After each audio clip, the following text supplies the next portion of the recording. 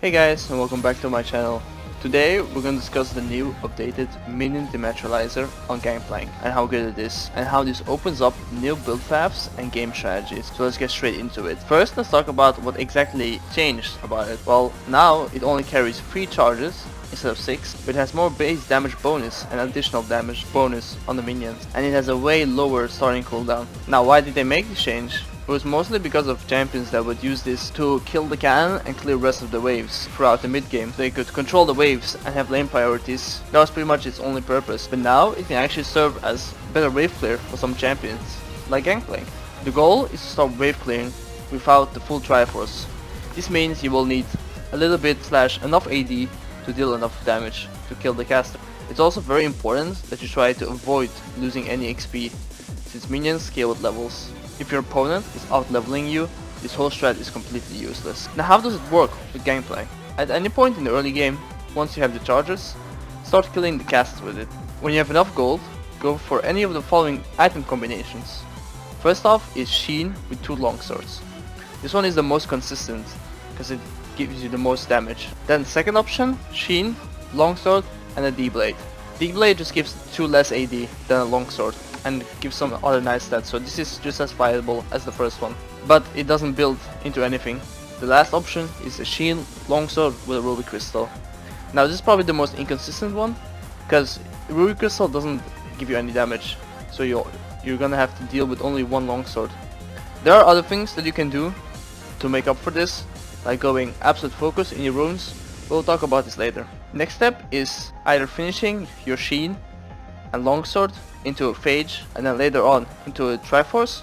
But if you feel like it's not really necessary and won't be game changing, or you're having a really bad matchup and you need to survive, be tanky, then you can go for a Sheen, Phage into Jarm's Fist, and then you can even finish your Ninja Tabis, for example, and just be unkillable. You will have a lot of HP, you'll have the wave clear that you need, and you won't be at any threat of dying.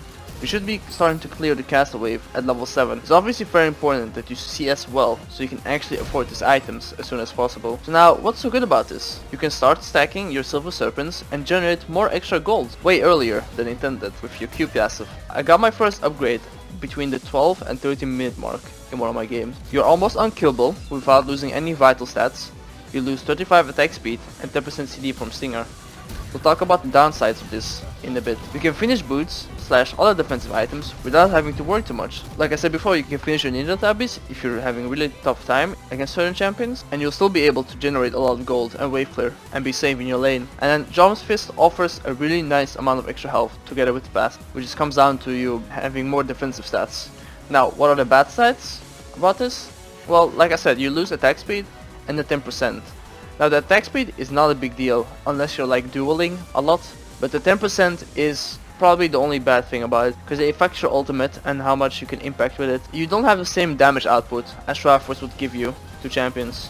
So like I said before, your 1v1 is slightly weaker, but you have more defensive stats to actually survive it. So this is actually countered by the fact that you want to scale and farm anyways with the wave clear that you have. Now, what are the runes? With Grasp, you want to go Inspiration second, taking Minion Dematerializer, Timer Tonic or Cosmic Insight, and Stopwatch or Boots. In Klepto, you pretty much just want to swap the Biscuits with the Minion Dematerializer. Now for the secondary runes, Adaptive Focus isn't necessary, but it just makes it more consistent to guarantee the fact that you can wave clear at level 7, together with double adaptives to just make sure that you have enough AD so you can actually wave clear. Now to close this off, and the most important question perhaps, is when do you take Minion Dematerializer? You might think this is something you want to take when you have a difficult lane and you just want to farm and be tanky to survive, but this is only half true.